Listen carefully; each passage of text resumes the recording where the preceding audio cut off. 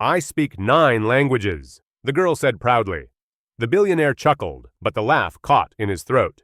Richard Rick Sullivan, CEO of Sullivan Tech, sat in his black marble office on the 52nd floor, Manhattan stretching beyond his window like a river of stars. His laugh, sharp and metallic, bounced off the cold walls, lined with paintings worth more than entire neighborhoods.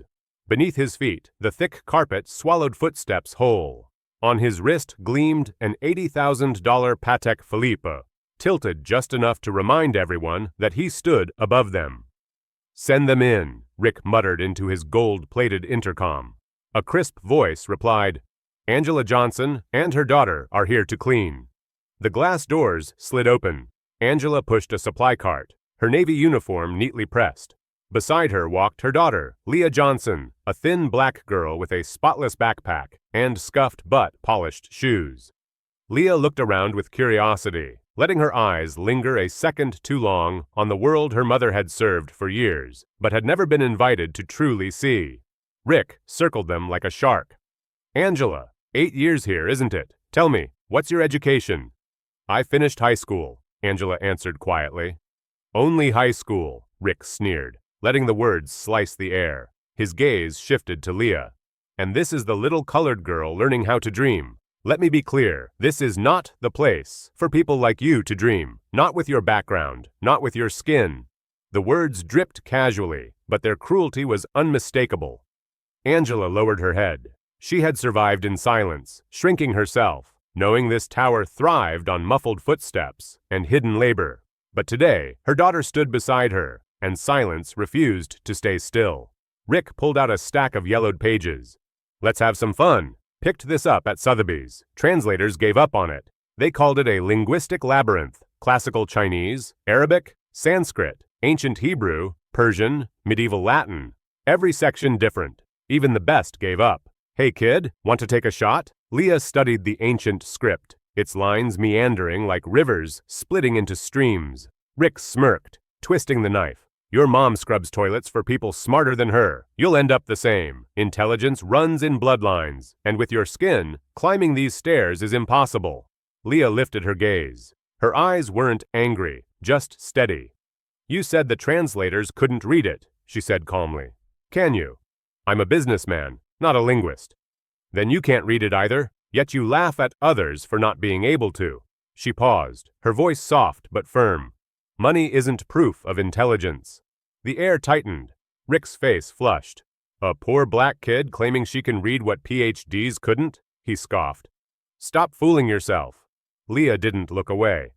"I speak 9 languages," she said simply. "If you want, I'll try." Angela's breath caught. She knew her daughter was studious, but 9 languages. That was another universe. "List them," Rick demanded, arms folded. Leah ticked them off on her fingers. Spanish, native, English, advanced, Mandarin, basic, Arabic, conversational, French, intermediate, Portuguese, fluent, Italian, basic, German, conversational, Russian, basic. Each name fell crisp and certain, every syllable pronounced perfectly. Rick barked a laugh, covering a crack in his certainty. A public school girl claiming 9 languages? Sounds like clickbait. Prove it. Leah didn't flinch. The New York Public Library offers free language classes after school. Mr. Ahmed teaches Arabic on Thursdays. He was a literature professor in Damascus before driving a taxi here. Mrs. Wong teaches Mandarin on Tuesdays, once a department head in Beijing. Ms. Maria Rossi teaches Italian on Saturdays. She cleans houses by day, volunteers by night. They may not be rich in money, but they're rich in knowledge. I studied from books, apps, people. Anyone can learn if given respect and opportunity. Angela's grip on the cart loosened. For the first time, she didn't see her daughter's path as a dead-end alley, but as a road paved with persistence and community. Rick looked at the manuscript again. His grin faltered as though a crack had formed in the glass of his certainty. "Go on then." His voice dropped. Leah laid her palms gently on the brittle paper. She breathed deep and began to read. Classical Chinese rolled off her tongue in sharp, luminous strokes. Then Arabic, flowing melodic like woven carpets. Sanskrit followed, heavy and resonant. Hebrew, ancient and precise. Persian, rich and smooth.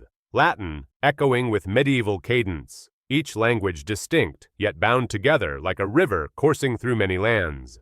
Rick's jaw dropped, then snapped shut like a fish lifted from cold water. This office had never witnessed such power. Not wealth's whip, but knowledge's wings. Angela's hand flew to her chest, eyes shining. Her daughter, who once did homework beneath a flickering bulb, now spoke to the world from heights Angela had never dared imagine. Leah looked up, her voice steady. "Shall I translate?" Rick could only nod. "The manuscript speaks of wisdom and wealth," Leah said. "True wisdom isn't found in gilded palaces, but in humble hearts. True wealth isn't counted in dollars, but in the ability to see dignity in every person. True power doesn't humiliate, it lifts others." The words weren't loud, but they landed exactly where Rick had buried his truth. For an instant, he wanted to retort, charts, numbers, jargon. But suddenly those things shrank, ants scurrying in circles. Before him stood a black girl who spoke 9 languages, read 6 ancient scripts, and didn't flinch at power. And he, a man who had bought what he didn't need just to hear money ring, felt hollow. "I'm sorry," Rick muttered, startled by his own voice. The words fell heavy on marble. In 8 years, Angela had never heard anyone on the 52nd floor say sorry. But Leah only shook her head slightly. Words aren't enough. Actions matter. Her gaze locked with his, steady as iron. "If you want to change, prove it. After I finish translating." The elevator hummed as it climbed, its digital screen blinking floor after floor until it reached the 52nd. The ride took less than a minute, yet for Angela Johnson, it stretched like a lifetime. 8 years she had worked in this building, dusting brass railings, vacuuming carpets that cost more than her year's wages, emptying trash bins stuffed with corporate secrets. And never once had she set foot this high. The top floors belonged to men in suits, voices sharp with confidence, their shoes clicking like gunfire on polished stone. For her, the 52nd floor was not a workplace, but a rumor, whispered among the janitorial crew like a forbidden country. Today, that barrier would break, not because she wanted it to, but because she had no choice. The glass doors slid open with a hydraulic hiss. Angela pushed her cart forward, the wheels squeaking faintly in the hush of wealth. Beside her walked her daughter, Leah Johnson, 14 years old, slender as a reed, but with eyes that missed nothing. Leah wore her school backpack, faded at the corners, yet spotless. Her sneakers were scuffed, but polished until they shone under the lights. She held herself upright, chin level, not defiant, not afraid, simply present, as though this gleaming palace of money and power had no more right to intimidate her than the library steps she climbed each Tuesday night. The office they entered stretched wide, its floor-black marble veined with silver. The walls were hung with oil paintings, landscapes, portraits, abstract storms of color, each frame costing more than the houses Angela's cousins lived in down in Atlanta. Overhead, a chandelier of cut glass scattered light like ice shards. At the far end stood a desk carved from stone, cold and immovable, as if dug straight out of a mountain. Behind it waited Rick Sullivan, billionaire founder of Sullivan Tech. He didn't stand when they came in. He didn't need to. His very posture, leaning back in a leather chair worth a car payment, radiated dominance. On his wrist glimmered a Patek Philippe wristwatch, its gold face catching the light with deliberate ease. He tilted it slightly, making sure the sparkle landed in Leah's eyes. "Well," Rick said, his voice sharp as the crack of ice. 8 years, isn't it, Angela?" Angela gripped the handle of her cart tighter. "Yes, sir." He rose slowly, pacing around them like a man inspecting cattle. His shoes sank slightly into the thick Persian rug that swallowed all sound. "Tell me," he continued, "what's your education level?" Angela kept her voice even. "I finished high school. Only high school." He let the words linger, rolling them in his mouth like sour candy. His eyes slid to Leah. "And this must be your daughter, little Leah Johnson, isn't it? Learning how to dream big, I suppose." Leah didn't flinch. She met his gaze with quiet steadiness. Rick smirked. "Let me save you the trouble. This isn't the place for people like you to dream, not with your background, not with your skin. Angela's breath caught. She had heard insults before, from careless supervisors or hurried executives, but never so cleanly, so deliberately sharpened into a blade. She lowered her head, the old instinct to survive by silence, pressing hard on her shoulders. But today, her daughter was beside her. Leah's gaze swept the room. The expensive art, the polished marble, the gold-plated intercom on the desk. All the signs of a man who measured worth in dollars and inches of glass. For a moment, she seemed to weigh them against something invisible, then lifted her chin a fraction higher. Rick noticed and smiled with teeth. He plucked a bundle of yellowed pages from his desk, fanning them like cards. I bought this manuscript at Sotheby's last week. Paid more than your mother will earn in her lifetime. 6 languages in here: classical Chinese, Arabic, Sanskrit, Hebrew, Persian, medieval Latin. The city's top translators gave up on it. He turned the pages toward Leah, his voice dripping with mockery. Hey, little girl, want to guess what it says? Angela stiffened. She wanted to pull her daughter back, shield her from the cruelty that radiated off this man like heat from asphalt in July. But Leah didn't shrink. Rick leaned closer to Angela, lowering his voice. 8 years cleaning toilets. That's your legacy. Your daughter will follow in your footsteps, because intelligence, you see, is inherited. And with her skin, he let his eyes flick deliberately over Leah's arm. Those stairs are even steeper. The silence that followed was thick as tar. Then, Leah spoke. Calm, clear, steady. You said the translators couldn't read it. Rick blinked, caught off guard. That's right. Can you? She asked. I'm a businessman, not a linguist. Then you can't read it either. Leah let the words hang in the air. Yet you mock others for not being able to. Money isn't proof of intelligence. The hum of the air conditioner filled the pause. Rick's jaw tightened. A familiar inner voice urged him to crush this challenge with logic, sarcasm, or raw authority. But logic here was not his weapon. Truth had slipped into the room, spoken in the voice of a 14-year-old girl. Angela's heart pounded. She had survived by silence for years. Yet her daughter had spoken the words she never dared breathe. Rick forced a laugh, brittle as broken glass. A poor black kid claiming she can read what white PhDs couldn't? Stop deluding yourself. Leah didn't look away. I speak 9 languages, she said simply. If you want, I'll try. Angela's throat closed. 9? She knew her daughter studied constantly, Spanish, French, English grammar drills. But 9? That was impossible. List them, Rick demanded, folding his arms. Leah lifted her hand, ticking off each finger. Spanish, native, English, advanced, Mandarin, basic, Arabic, conversational, French, intermediate, Portuguese, fluent, Italian, basic, German, conversational, Russian, basic. Each word landed sharp and precise, her pronunciation flawless. Rick's laugh was louder this time, meant to smother his unease. Sounds like clickbait. Prove it. Leah didn't blink. The New York Public Library offers free classes after school. Mr. Ahmed teaches Arabic on Thursdays. He used to be a professor in Damascus before driving a taxi here. Mrs. Wong teaches Mandarin on Tuesdays. She was once a department head in Beijing. Ms. Rossi teaches Italian on Saturdays. She cleans houses by day, volunteers by night. They're not rich, but they're rich in knowledge. I learned from books, from apps, from people. Anyone can learn, if given respect and opportunity. Angela's grip on the cart loosened. The words unfurled inside her chest, like wings she never knew she had. For the first time, she saw her daughter's path not as a narrow hallway of dim light, but as a broad road paved with persistence and community. Rick's smirk faltered. He looked at the manuscript again, suddenly aware of how fragile his mocking grin had become. Go on then, he said, voice softer, chin flicking toward the brittle pages. Leah laid her palms gently on the paper. She breathed deep, then began. From her lips came the sharp strokes of classical Chinese, each word bright as lightning. Then flowed the curling melodic tones of Arabic, soft as woven silk. Sanskrit followed, heavy and resonant, syllables thick with history.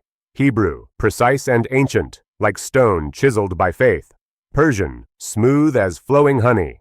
Latin, echoing in medieval cadence. each language distinct, yet together forming a river that wound across continents, carrying meaning through time. Rick's jaw dropped, then clamped shut like a fish yanked from deep water. His office, accustomed only to the whip of wealth and the stench of fear, now witnessed a power he could neither purchase nor silence. Angela's hand rose to her chest, tears burning her eyes. The daughter who once bent over homework beneath a flickering bulb was now speaking to the world from heights Angela had never dared imagine. Leah lifted her gaze, steady as a mountain. "Shall I translate?" Rick's throat tightened. His nod was small, almost involuntary. And in that instant, the marble office no longer belonged to him. The balance had shifted. On the 52nd floor, high above Manhattan's endless lights, the man with millions sat powerless before the quiet strength of a child who spoke 9 tongues. The office on the 52nd floor had fallen into a silence so thick it seemed to press against the windows themselves. Outside, Manhattan glowed like a galaxy, streets flowing with headlights, towers gleaming with ambition. But inside, the world had shrunk to a stone desk, a brittle manuscript, and a girl no taller than the chairbacks. Rick Sullivan leaned against the edge of his desk, arms crossed, masking unease with the hard set of his jaw. Billionaires were not accustomed to being challenged, especially not by a 14-year-old whose mother scrubbed his bathrooms. Yet here she stood, Leah Johnson, unflinching, her school backpack hanging from one shoulder, her voice carrying no tremor. As she declared, she spoke 9 languages. 9. The number struck the room like a cracked bell. For Angela, Leah's mother, the word opened a canyon of disbelief. She had known her daughter studied constantly, had seen her hunched at the kitchen table under the dim bulb, whispering words from old library books, while the city outside rattled with sirens. But 9? That was impossible. Or so Angela thought, until she saw the certainty in her daughter's eyes, a certainty she had never once seen falter. Rick gave a brittle laugh. 9 languages? That's a carnival trick, sweetheart. Like pulling a rabbit out of a hat. Anybody can claim it. Scholars, grown men with doctorates, couldn't translate this. He tapped the manuscript with the back of his manicured hand. You think a public school kid can do better? Leah didn't answer immediately. She let the question hang in the air, as though giving his words enough rope to choke themselves. Then, calmly, she lifted her hand and began ticking languages off her fingers. Spanish, native, English, advanced, Mandarin, basic, Arabic, conversational, French, intermediate, Portuguese, fluent, Italian, basic, German, conversational, Russian, basic. Each word landed sharp and precise, pronounced without hesitation, each syllable carved clean, as though she were placing stones into the foundation of a new house. Angela gasped softly. To hear them listed so matter-of-factly, with no pride or exaggeration, was to realize her daughter had not been bluffing. All those late nights, the library classes, the scraps of foreign phrases, pinned to the refrigerator with magnets.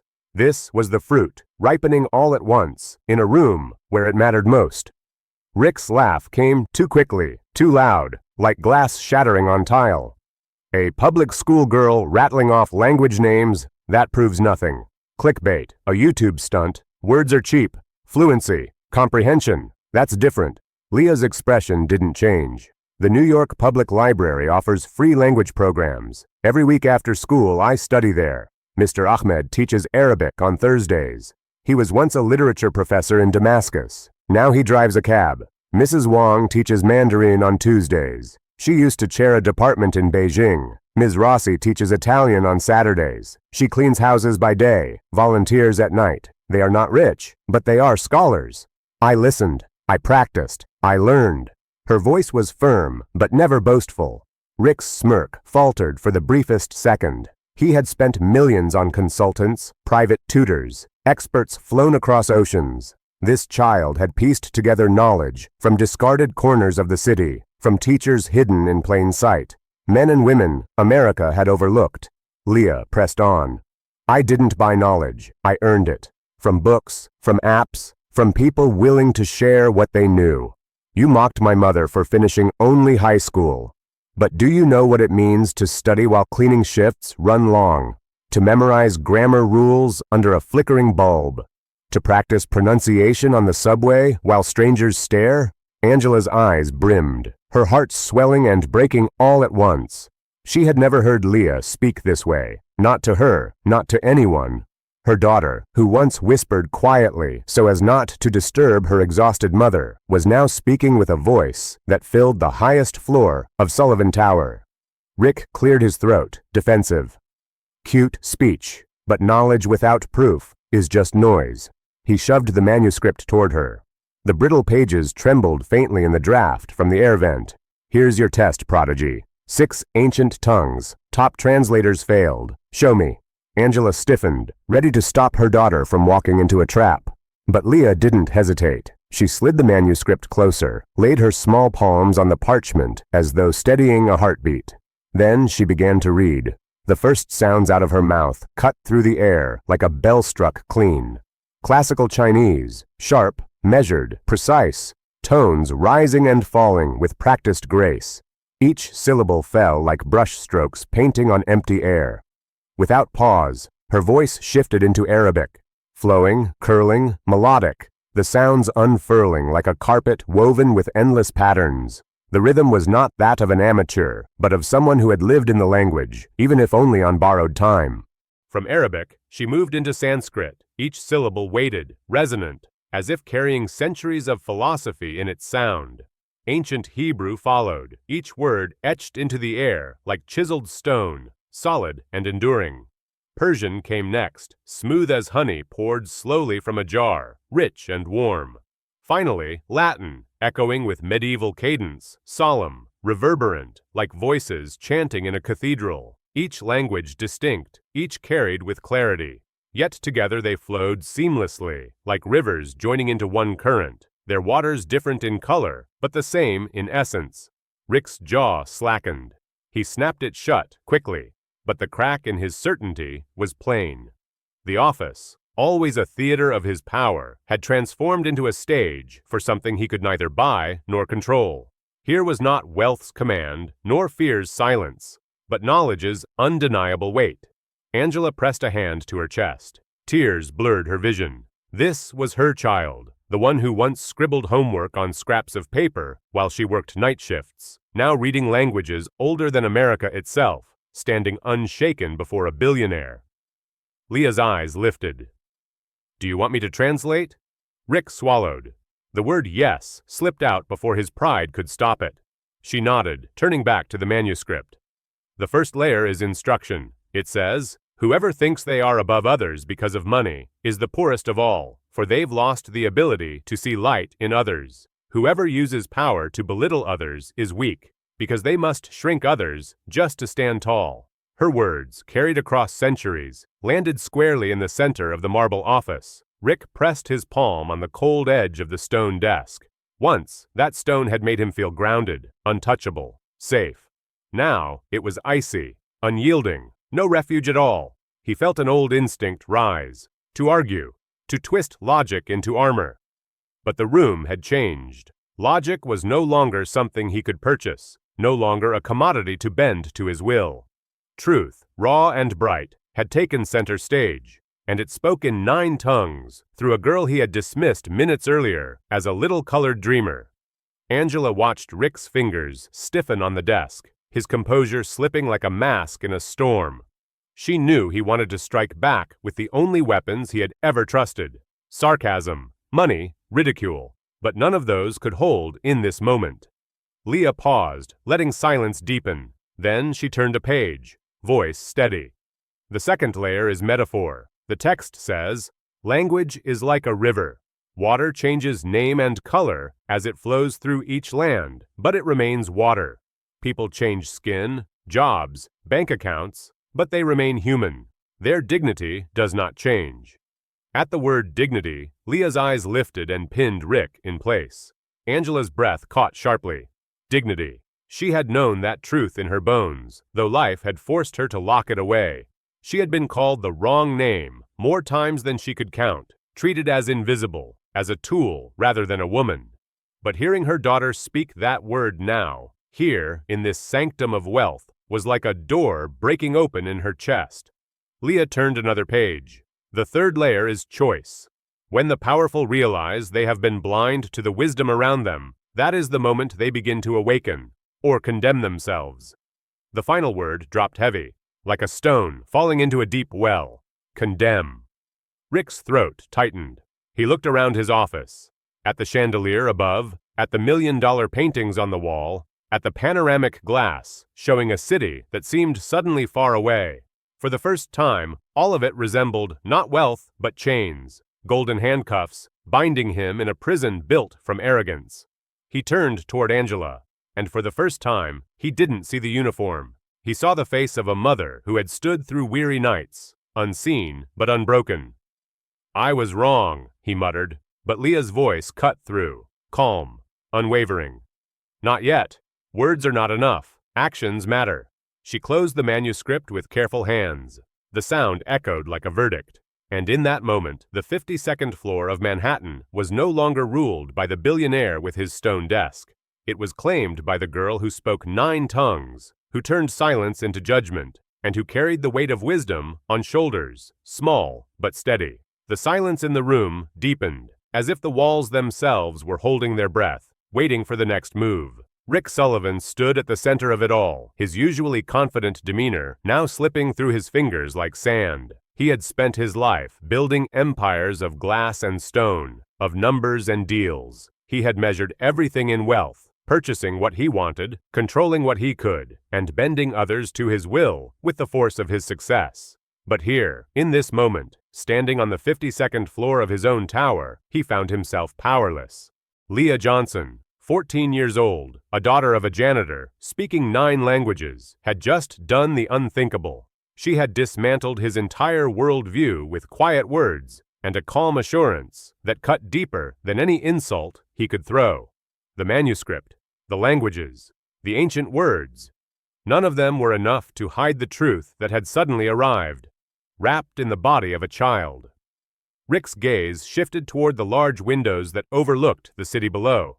Manhattan, with its bright lights and endless avenues, seemed almost unreal now, as if the whole city had become a mirage, a thing built on lies and illusions. From this height, everything looked small, but the truth Leah had spoken was towering, relentless. The stone desk beneath his fingers felt colder than ever, and for the first time in his life, it provided no comfort. Angela Johnson, standing just beside her daughter, saw the change in Rick before he even spoke.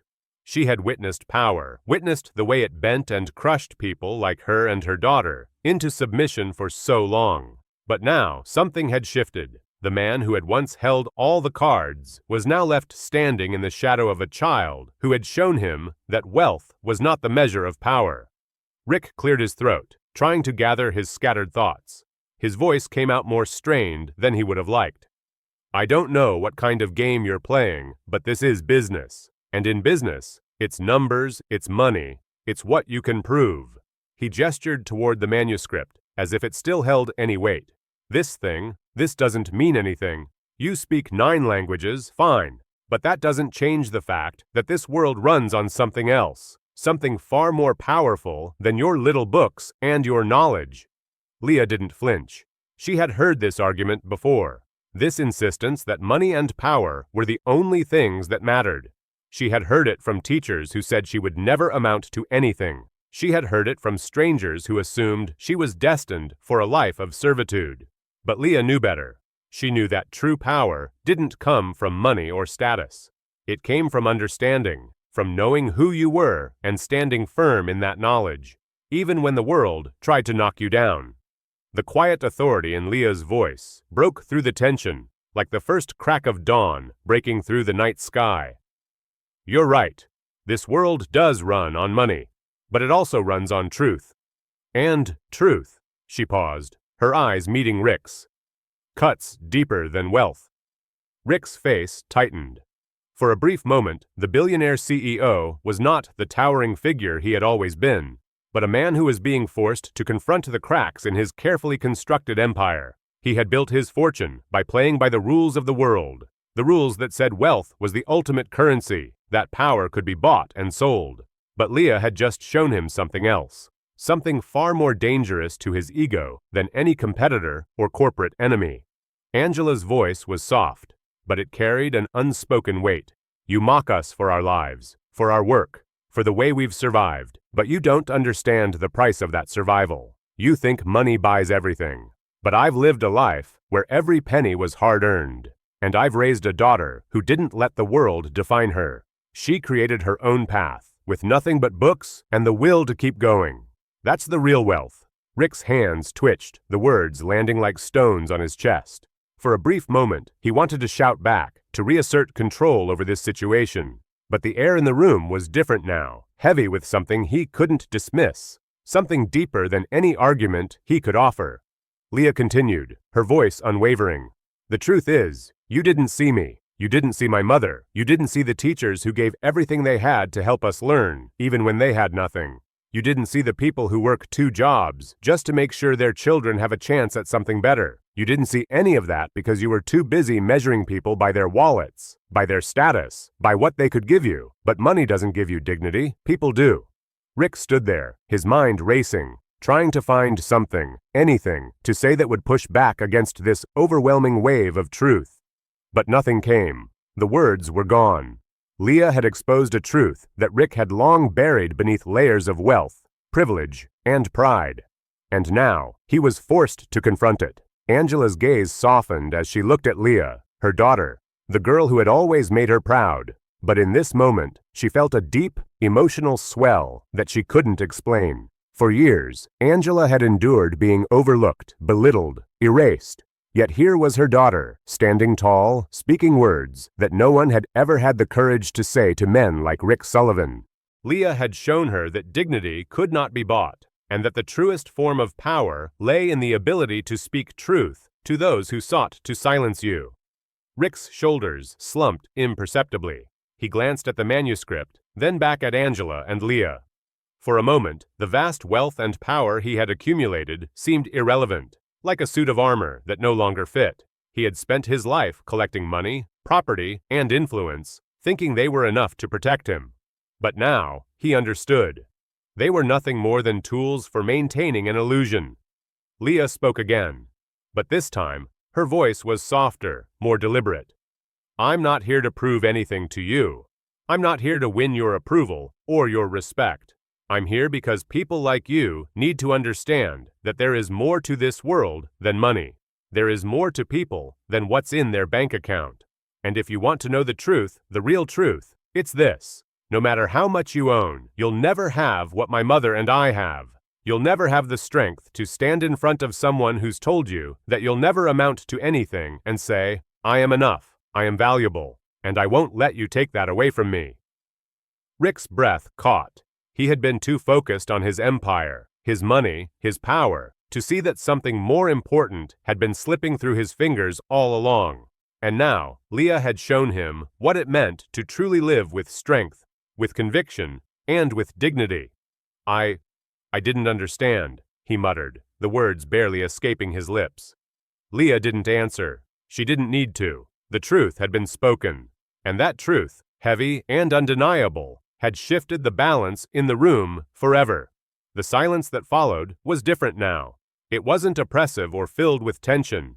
It was the kind of silence that comes after a storm, when everything has been laid bare and there is nowhere left to hide. Rick knew, deep down, that he would never be the same again. He would never see the world, or the people in it, the same way he had before. The truth had cut deeper than wealth ever could. The stillness in the room was almost oppressive, a quiet storm hanging in the air. Rick Sullivan, once so sure of himself, now stood rooted in place, facing the two women who had just shattered his carefully built world.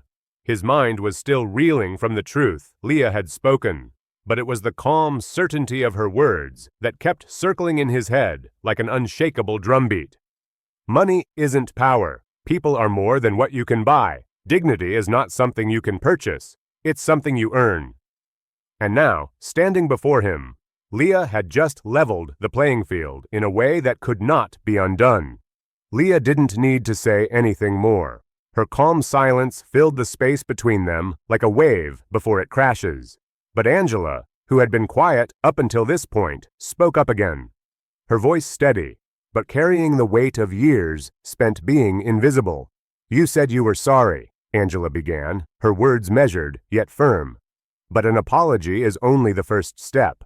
If you truly understand what my daughter just told you, if you truly grasp the magnitude of what you've just witnessed, then you'll need to show it.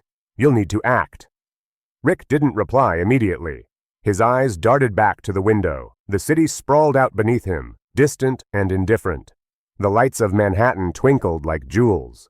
But now, they felt hollow to him, symbols of a system he had been a part of for so long, but one that was no longer the answer. He turned back to Angela, the weight of the moment pressing down on him like a physical force. "What do you want from me?" His voice was quieter now, stripped of the arrogance that had once come so easily to him. Leah stepped forward, her gaze unwavering. She spoke with the same clarity that had carried her through the last few minutes. The same clarity that now seemed to hang in the room like a suspended note. "I have 3 conditions," she said, her voice steady but resolute.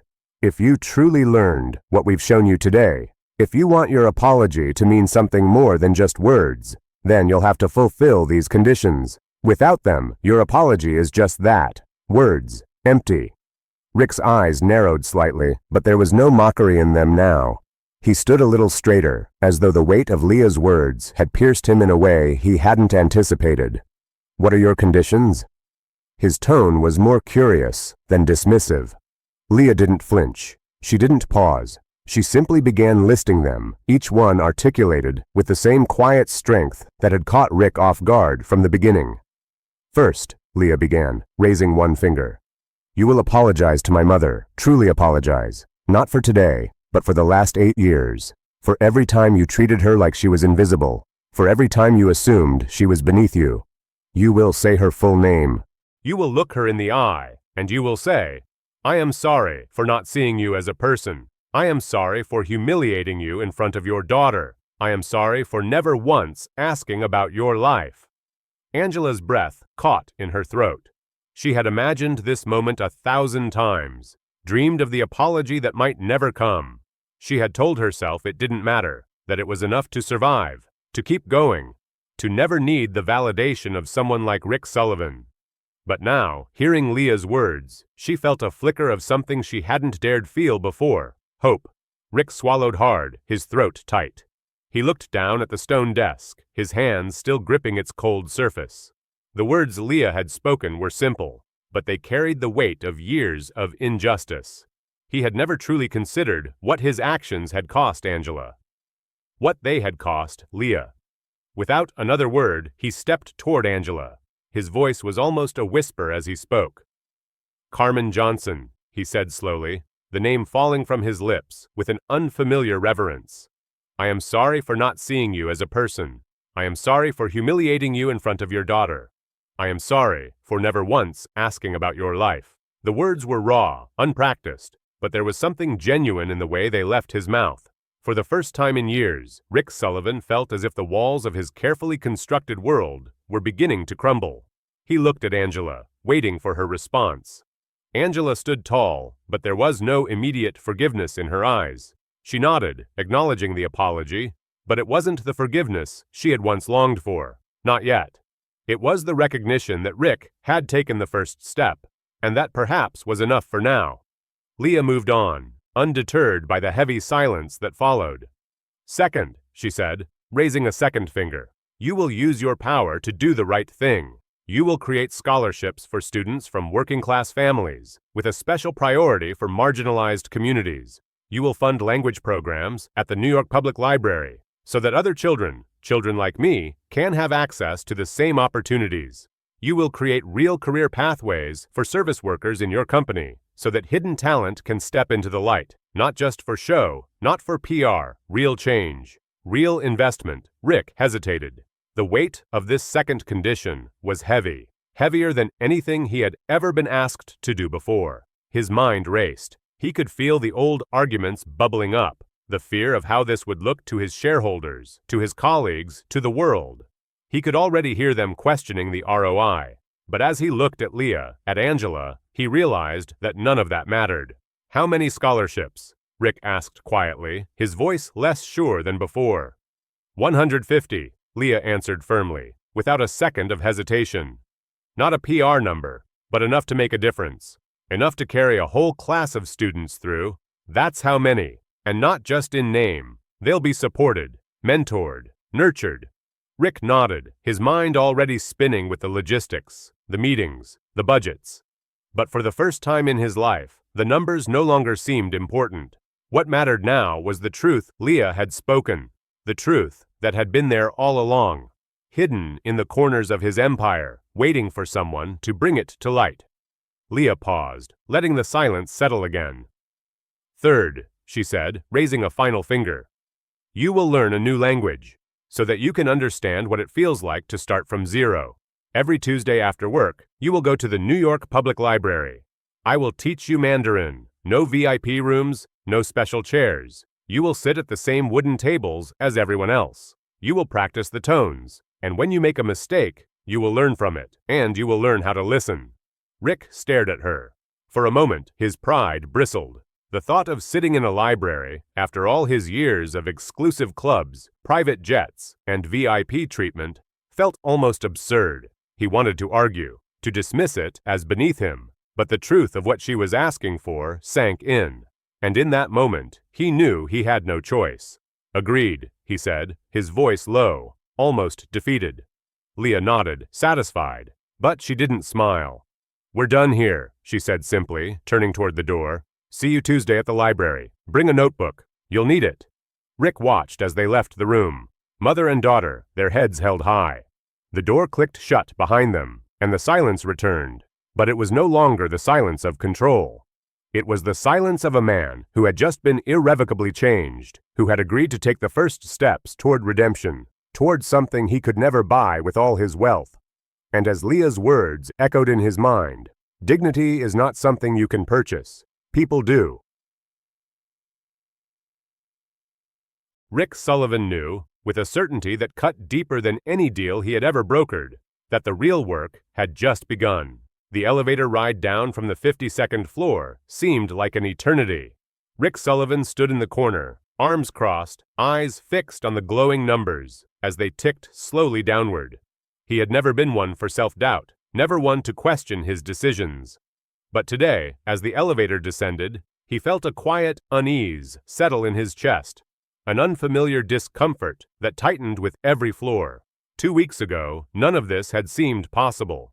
2 weeks ago, he had been sitting behind his massive stone desk, with a clear line of sight over the city he had built his empire on. His life was neat, contained, predictable. He measured success in quarterly reports, stock prices, and the sharp gleam of his wristwatch, the symbol of everything he had achieved. But now, the smooth hum of the elevator felt like a reminder of how little control he had left. When the doors finally opened, Rick stepped out into the marble-clad lobby, the cold, polished floors still reflecting the sharp contrast between him and the world around him. The doors shut quietly behind him, and for the first time in a long time, the weight of what was coming, the library, the lessons, seemed more daunting than any boardroom meeting he had ever faced. He had spent a lifetime avoiding what he now knew was the truest lesson of all: respect for others, humility, and the realization that you can't control everything, no matter how much money you have. Rick was walking straight into the unknown. 2 days later, he stood at the entrance of the New York Public Library. It was far from the sleek, high-rise world he was accustomed to. The heavy wooden doors, worn smooth by decades of hands brushing past them, were a far cry from the gold-plated handles he was used to. The floor wasn't polished marble, but a worn wood that creaked beneath his feet, as if it too had stories to tell. The library, with its towering shelves and rows of old books, was a different kind of power, a quiet, unassuming kind. Here, knowledge wasn't something that could be bought or sold. It wasn't packaged in glossy presentations or PR campaigns. It was raw, real, and available to anyone who had the patience to listen, to learn, and to grow. Rick stood at the threshold for a moment, hesitant. His usual bravado, the armor he had spent years perfecting, felt out of place here.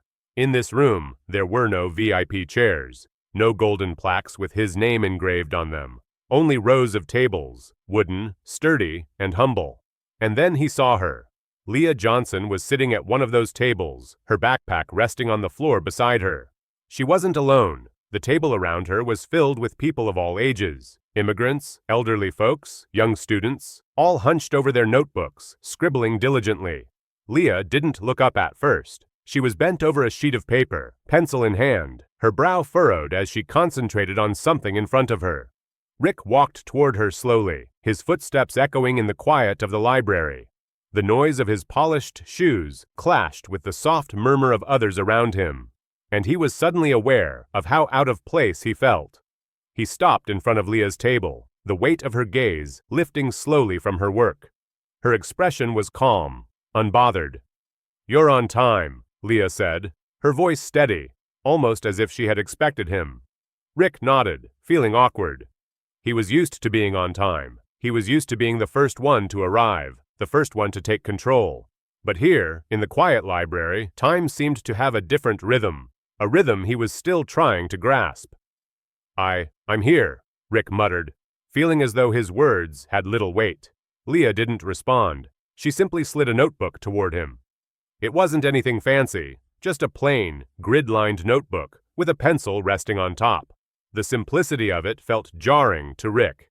He had spent years surrounded by luxury, high-end pens, imported leather notebooks, and the polished steel of the best technology. This notebook was an invitation to something else, something he wasn't sure he was ready for. "This is where we start," Leah said, her voice calm and matter-of-fact. "You're going to learn Mandarin, for real this time, not because you think you can buy your way through it, but because you want to learn. You're going to make mistakes, and that's okay. The point is to try." Rick sat down, the wooden chair creaking beneath him. He glanced around the table at the others, noticing how comfortable they all seemed.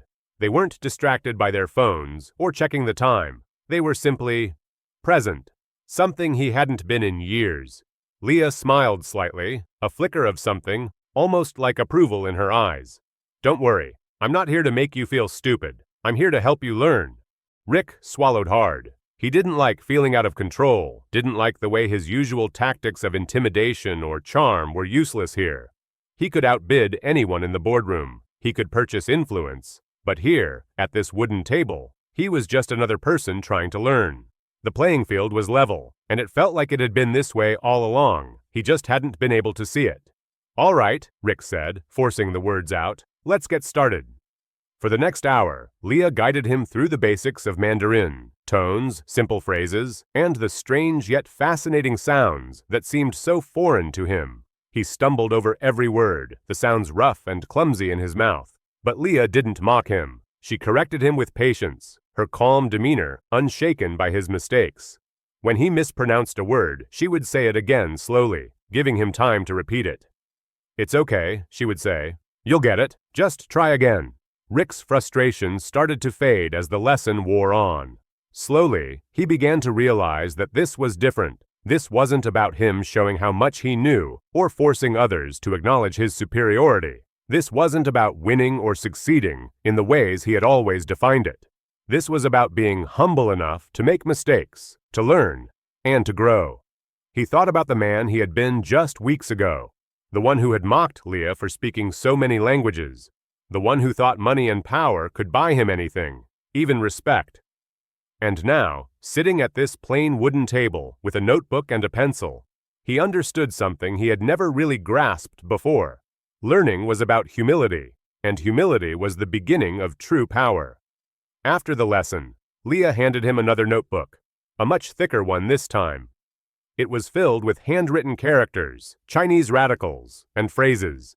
"Homework," she said, her tone a little lighter.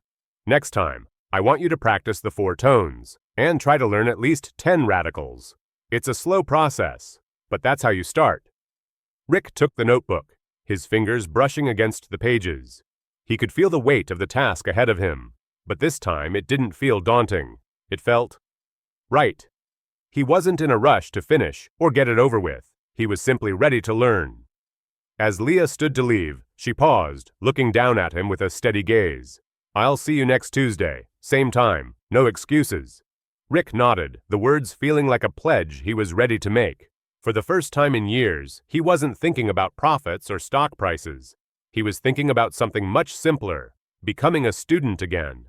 And as he watched Leah walk away, her backpack slung casually over her shoulder, he realized that this small wooden table was far more powerful than the marble and glass of his office ever had been. The real work had begun, and it was happening here, at this table, in the heart of the library. The days following Rick Sullivan's first Tuesday at the New York Public Library were a blur of discomfort and stubborn determination. Each week, he sat at a wooden table with Leah, fumbling his way through Mandarin tones that felt alien to his tongue. His wristwatch, which had once been a symbol of control and success, now sat like a cold weight against his wrist, its shine a reminder of the life he had left behind, the life where money had always been the answer. And yet, the more he learned from Leah, the more he realized that this simple, humble act of learning had begun to peel away the layers of arrogance and pride he had built over decades. Leah had set him on a path he hadn't expected. He had imagined he would be rid of his discomfort, that one day he would be able to speak Mandarin like a native, that he would emerge from this strange, new chapter of his life with the same power and prestige he had always known. But it wasn't just the language that was changing him, it was the humility. It was the respect that Leah had demanded from him when she set her 3 conditions, the respect that Angela had shown in her quiet strength, her quiet resistance to a world that had never acknowledged her as a person of worth. Rick had thought he understood power. He had wielded it like a hammer for years, shattering obstacles and bending the world to his will. But now he was beginning to see the cracks in his own armor. The same power that had given him everything was now beginning to feel like an anchor, dragging him down. But not everyone in Rick's world was as willing to change. 2 weeks after Rick's first trip to the library, a quiet storm began brewing at Sullivan Tech. His CFO, Mark Green, had been one of the first to notice the shift. Mark had always been a hard-nosed numbers guy, a man who looked at spreadsheets the way some people read books. He prided himself on his ability to predict trends, to forecast future profits with terrifying accuracy. And he had been watching Rick closely since the day he had made that first apology to Angela and Leah. Mark's concerns weren't unfounded. The company's shareholders were starting to ask questions. The new scholarships, the funding for the library's language programs, the career paths for service staff. None of it made sense in the old framework of profit-driven decision-making. The pressure was building. People were starting to talk. "Rick, we need to have a serious conversation," Mark said one morning, his voice low but insistent, as they met in Rick's office. "I've been getting calls from investors. They're concerned about the direction this company is heading, the scholarships, the library funding. It's all fine if you want to play the philanthropist, but it's starting to look like a distraction." Rick's eyes flickered with a mixture of surprise and frustration. He had expected pushback from some corners, but not from Mark. Not from the man who had always been his right hand. "Distraction?" Rick repeated, his voice hardening. "This is about doing what's right. It's about changing things. You said yourself we needed to evolve." Mark's jaw tightened.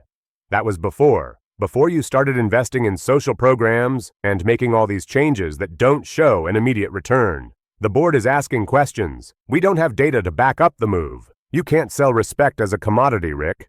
Rick leaned back in his chair, his fingers drumming lightly on the edge of his desk. He could feel the weight of the conversation settling in his chest. For a moment, the sharp, confident businessman he had been for so long threatened to surface. He wanted to push back, to make Mark see reason. But then the image of Leah and Angela flashed in his mind, their dignity, their courage, and the words he had been saying to himself over the past 2 weeks began to take root. He exhaled slowly, the tension in his body easing just a fraction. "I'm not selling respect, Mark. I'm learning it. But if you can't understand that, then maybe you're not seeing the bigger picture." Mark's face darkened. He had never been one to back down easily, and now the conversation was turning into something personal.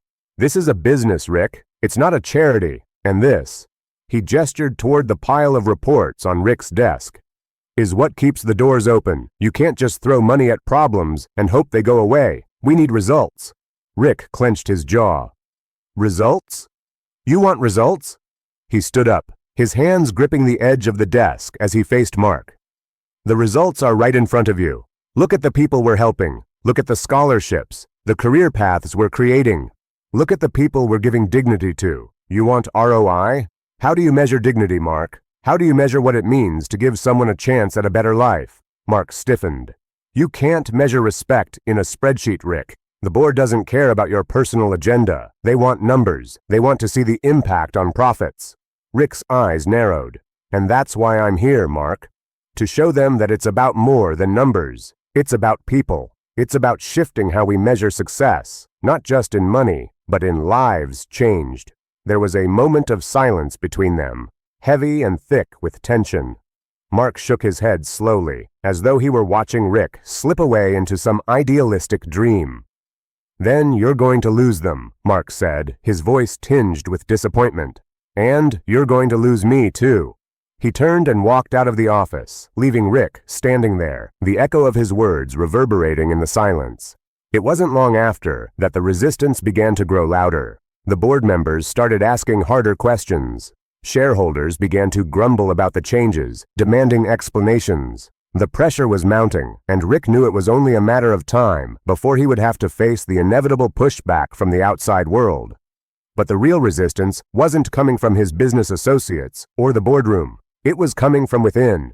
A week later, a package arrived at the office. Inside was a defaced poster, a promotional flyer for the Leah Johnson scholarship program. The words were smeared with black marker. Stay in your lane. There were no slurs, no profanity, but the message was clear. It was a statement of resistance, a message meant to shut down what Rick was trying to do. Rick stared at the poster, his stomach churning. It wasn't just some anonymous attack. It was a reflection of everything he had been battling against. The old world, where skin color, background, and class determined worth, was pushing back. People weren't ready for change. They were clinging to the old ways, refusing to let go of their power. He looked at the defaced poster again. The words, "Stay in your lane," felt like a punch to his gut. But in that moment, Rick knew something. He couldn't undo what he had started. He couldn't pretend that things would ever go back to the way they were. So, he called a meeting. He wasn't going to sweep this under the rug. "Get everyone into the boardroom," Rick said, his voice calm but firm. "We need to talk." The boardroom was filled with tension as Rick stood in front of the gathered executives. He had always been the one in control, the one who set the tone. But today the air felt different. There was a weight to the conversation that he couldn't ignore. "We've received some pushback," Rick began, his voice steady but carrying a quiet force. "But this is a fight we're going to continue. This work, helping people, giving them opportunities, giving them dignity, it doesn't stop just because it's uncomfortable. We're going to face resistance. But the stain on that poster," he pointed toward the defaced flyer on the table, "reminds us that we can't erase what's real. We can't erase the truth we've already started, and we won't. We'll fix it, but we're not backing down." The evening at the Summit Club was everything Rick Sullivan had once prided himself on. Exclusive, pristine, and entirely his world. The darkwood paneling, the velvet drapes that swallowed the low hum of conversation, the sharp click of polished shoes on marble floors. It was all a symphony of power, wealth, and unchallenged control. For years, it had been his haven, the place where decisions were made, where men like him, the ones who owned skyscrapers, who bent the world to their will, gathered to discuss the future over fine wine and cigars.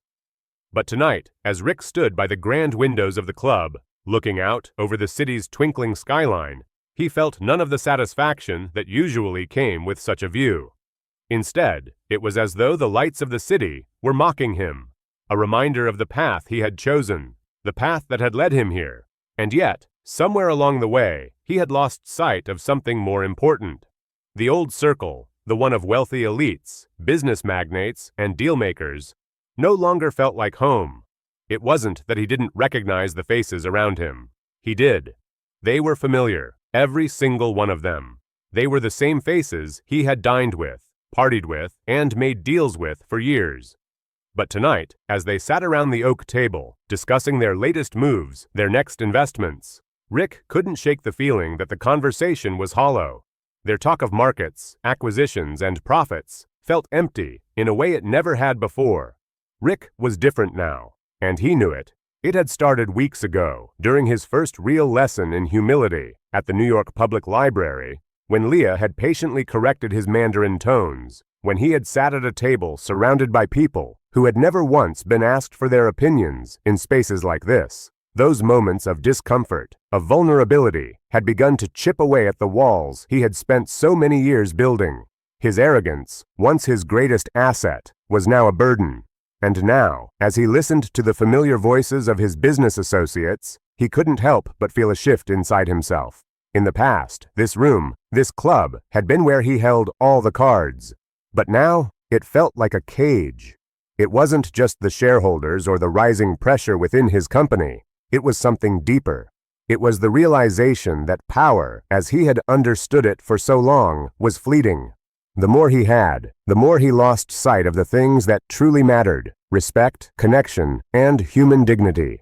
Across the room, Bradley Carter, a hedge fund mogul and one of Rick's oldest allies, was raising his glass to a new acquisition. "Here's to the next big deal," Bradley said with a grin, the clink of his glass sharp in the still air. "Another feather in the cap, eh, Rick?" His words, smooth as velvet, were meant to flatter. But to Rick, they felt like a stale toast to a world that no longer held any allure. Rick lifted his own glass, but his smile didn't reach his eyes. He didn't respond right away, his gaze instead drifting across the room to where Mark Green, his CFO, sat hunched over a notepad, scribbling figures with furrowed brows. Mark had been distant lately, his usual enthusiasm replaced with a quiet skepticism. And that skepticism, Rick realized, was well placed. The others around the table, most of whom had been with him from the beginning, seemed oblivious to the weight Rick was carrying. They were talking about figures, about margins and profits, but they were missing the bigger picture. They were missing the transformation that had already begun to take root in Rick's mind. His thoughts were interrupted when Ethan Cole, the CEO of a major telecom company, leaned forward with a smirk. "So Rick," he began, his tone dripping with sarcasm, "I hear you've been making some changes. Scholarships, language programs, what is this? Some kind of social experiment?" He laughed, but it was the kind of laugh that didn't quite reach the eyes. The kind of laugh that Rick had once shared with him, back when they saw the world through the same lens. Rick felt the shift inside him, a steady pull towards something new. This wasn't the same game anymore. The things that once defined success, money, influence, dominance, had been stripped away by the very actions he had taken in recent weeks. And now, the resistance he had faced from people like Ethan was just another reminder of how difficult real change could be. "You don't get it, Ethan," Rick said, his voice steady, though the words were harder than he intended. "It's not a social experiment. It's about respect. Real respect. Not the kind that comes with a price tag or a business transaction. Real respect, where people are seen for what they can contribute, not just what they can bring to the table financially." The room fell quiet for a moment. Ethan's smirk faltered, replaced by a brief flicker of confusion. But before he could respond, Rick continued, his voice firm. "You know what? I don't think I belong here anymore. This place, this club, it's become a relic. It's about time we started something new. A circle, not a club. A place where power isn't defined by what you can buy, but by how much you can give." A ripple of tension spread through the room. Mark looked up from his notes, his gaze sharp. "Rick, are you sure about this?" he asked, his voice laced with concern. "You're talking about taking everything we've built, everything you've built, and throwing it all away. What happens to the business? To the company?" Rick's eyes met Mark's, and for the first time, he saw something in his friend's eyes. Something raw, something familiar, that made him feel the weight of what he was saying. But he didn't back down. He couldn't. "We can still build something meaningful, something that lasts. We don't have to lose the business to do it, but we have to change how we measure success. We have to redefine it." The others around the table exchanged uncertain glances.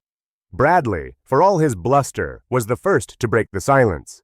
"So what? You want us to follow you into some kind of charity work?" He leaned back, clearly skeptical. "This isn't about charity. This is about business."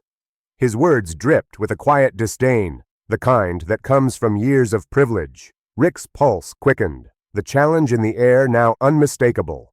"No," he said, standing up slowly, his voice unwavering. "This isn't about charity. This is about power, the right kind of power, the kind that lifts people up instead of tearing them down. It's about doing what's right, not what's easy." He paused, feeling the weight of his own words. "If you can't understand that, then maybe this old circle isn't where I belong anymore. Maybe we need a new one, a new circle, built on respect, inclusion, and real value. If you're in, great. If not, I'll find people who are." For a moment, the room was still. Then, one by one, the members of the table stood, their expressions a mixture of confusion and disbelief. Mark stood last, looking at Rick with something akin to resignation in his eyes. "I don't know what this means for us, Rick," Mark said quietly, his tone softer than usual. "But if you really believe in this, I'll follow your lead, but I need to see the proof." Rick nodded, the tension in his chest easing. The first step had been taken. The old circle was breaking apart. But in its place, something new was forming. A circle of change, a circle that would be built not on wealth, but on trust and respect. And for the first time in years, Rick felt the weight of the future in his hands, and it felt like freedom. It had been a full year since Rick Sullivan's first tentative steps into a world beyond his marble towers, one filled with wooden tables, humbling lessons, and a young girl named Leah who had turned his life upside down. A year since, he had abandoned the old circle of businessmen who, with their sleek suits and polished egos, had once made up the center of his universe. A year since, he had sat in the quiet of the New York Public Library, struggling to master Mandarin tones, listening to the soft sounds of other learners, and realizing that true success had nothing to do with the money in his bank account or the power he wielded in boardrooms. Today, standing in front of a podium at Sullivan Tech's auditorium, Rick felt that shift deep within him, its weight and its liberation. It wasn't the same Rick who had once defined his world with profit margins and corporate victories. This man, standing before employees, board members, and dignitaries, was something else entirely. He was the man who had learned to value people over profits, respect over power, and now he was about to deliver the most important speech of his career. The room was full. The faces staring up at him were a mix of old colleagues, new hires, and community leaders who had come to witness the culmination of a year's worth of transformation. On the walls behind him were photos, not of corporate achievements or sleek office buildings, but of the people whose lives had been changed by the new initiatives. A photo of Carmen Johnson, his former cleaning staff member, now leading the company's diversity initiatives. A photo of Leah, standing proudly with a group of scholarship students, her arms crossed like someone who knew she belonged. A photo of Dr. Ahmed, the former literature professor, now teaching Arabic at the library, his face alight with the joy of teaching again. Rick's gaze swept over the room, his heart heavy with the weight of what had brought him here. This wasn't a victory about stock prices or quarterly growth. It was about something more enduring, the kind of change that runs deep into a company's DNA, something that could never be undone. He cleared his throat and took a deep breath. The auditorium, filled with over 1,000 employees, hung on his every word. This was the moment. Ladies and gentlemen, thank you for being here today. I've spent much of my life focused on growth, profit margins, acquisitions, expansion. I thought that was the only measure of success. But it turns out I was wrong. A soft murmur rippled through the crowd. Rick could hear the whispers, feel the skeptical glances, but he wasn't here to win them over with flashy statistics or corporate jargon. I used to believe that success was something you could measure with numbers, he continued, that the more you had, the more powerful you became. But I learned something in the last year, something more important than anything I've ever learned in a boardroom. Rick paused, letting the words settle, watching as his employees shifted in their seats. They were listening now. I've learned that true success is about people. It's about dignity, respect, and opportunity. It's about giving people who've been overlooked a chance to show what they can do. It's about creating a space where everyone, no matter their background, their job, their skin color, has the chance to succeed. His eyes scanned the room again, settling on Leah in the front row, her eyes steady, her expression calm. She had been his teacher in more ways than he could ever have imagined. Without her, none of this would have been possible. "I'm not talking about charity," Rick said, his voice firm. "I'm talking about a shift in how we view people. We've invested millions in scholarships, in career paths for service workers, in training programs for those who have been excluded from opportunities. And we're not done yet. We're just getting started." He paused, the weight of his words settling like a new foundation. "A year ago, I would have never imagined standing here and saying that," Rick continued. "But the changes we've made in the last year have been about more than just dollars. We've redefined what success looks like. It's not about how much we take, it's about what we give." A quiet applause broke out, first tentative, then building as employees began to understand what Rick was saying. But he wasn't finished yet. "Today," Rick said, his voice rising, "we're launching the Leah Johnson Foundation for Human Dignity, with a commitment of $500 million to fund scholarships, career development, and community partnerships across the country. We're opening up new doors of opportunity for those who've been shut out of the system. This foundation is not a charity. It is an investment in people, and it is led by the same woman who taught me the true value of respect, Carmen Johnson." The room erupted into applause. Carmen stood up, her face flushed with emotion. Rick's eyes softened as he watched her, recognizing the journey that had brought them both here. Once, she had been invisible in the eyes of the corporate world. Now, she was leading an initiative that would change the lives of countless others. But there was still more to be said. "Over the next year," Rick continued, his eyes scanning the room, "we will be expanding the Sullivan Tech listening circles.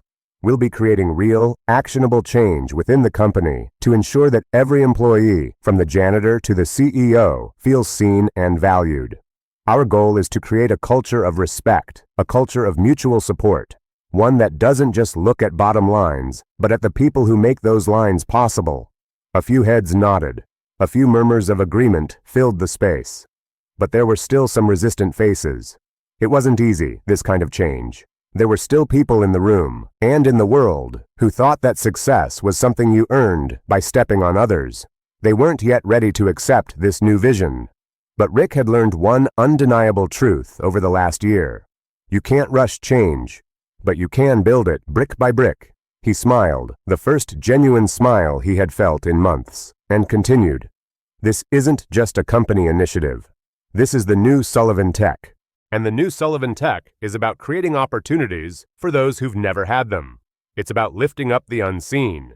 It's about honoring the workers who make this place run, just as much as the CEOs who stand in front of the room. And most of all, it's about reading people right, understanding that each person brings something to the table, no matter their title, their background, or their job." Another wave of applause followed. This time, it was louder, more heartfelt. For the first time, Rick felt like he was speaking not just to a crowd of employees, but to a family that had come together to build something more meaningful than just profits. "I'd like to end by saying this," Rick said, his voice steady but filled with emotion. "It's not about the money, the deals, or the power. It's about making sure that the people who work for us are seen, and when they are, we all rise together." The room erupted into applause. But this time, Rick didn't just hear clapping. He felt the energy in the room, the quiet understanding that change was not only possible, but already happening. The old world of dominance and exclusion had started to crumble, and in its place, something new was emerging. For Rick Sullivan, it was a moment of clarity. He had once defined success by how many zeros were on his paycheck. Now, success was defined by how many lives he could help change. And the legacy he was leaving was not one of marble towers, but of wooden tables. Tables where everyone could sit, where everyone could be heard, and where everyone could rise. As he stepped down from the podium, Leah caught his eye, a slight smile tugging at the corners of her lips. The battle hadn't been easy, and the road ahead was still long. But for the first time, Rick Sullivan knew he was on the right path. And no matter what resistance came, he was ready to face it. What does true success mean to you? Is it measured by wealth, influence, or is it about the impact we make on others and the dignity we uphold? After Rick Sullivan's journey of transformation, from a world built on power and profit to one rooted in respect and opportunity, it's clear that there's more to success than just numbers. But what about you? Do you think success can be redefined? And if so, how do we begin to make that change in our own lives and communities? I'd love to hear your thoughts on this. Please leave a comment below and share how you define success in your life. How can we, as individuals, create spaces where respect and opportunity thrive for everyone, regardless of their background? Don't forget to hit the like button if you found this story inspiring, and subscribe to the channel so you won't miss more content like this. Together, let's keep the conversation going and make sure we're all building the kind of success that really matters. Thanks for watching, and I look forward to hearing from you.